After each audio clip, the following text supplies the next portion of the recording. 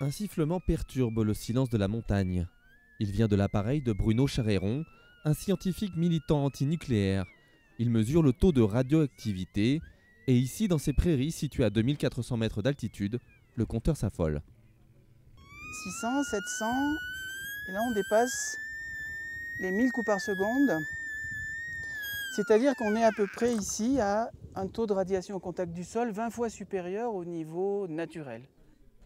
Cette contamination anormale vient du césium-137, un métal projeté dans le nuage de l'explosion de la centrale nucléaire de Tchernobyl en 1986. Il s'est accumulé par endroits, notamment sur les sommets des Alpes enneigés à l'époque. Cette radioactivité, la preuve, selon Bruno Charéron, que l'on ne sait pas maîtriser les conséquences d'une catastrophe nucléaire.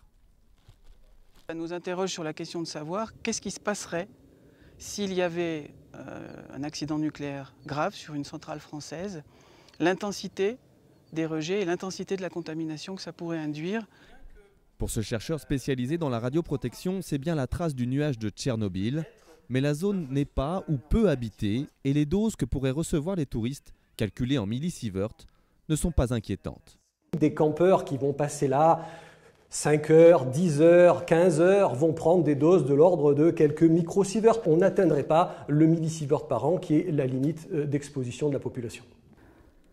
Des doses faibles, mais les conséquences du nuage de Tchernobyl devraient se mesurer encore longtemps. On estime que cette radioactivité diminue seulement de moitié tous les 30 ans.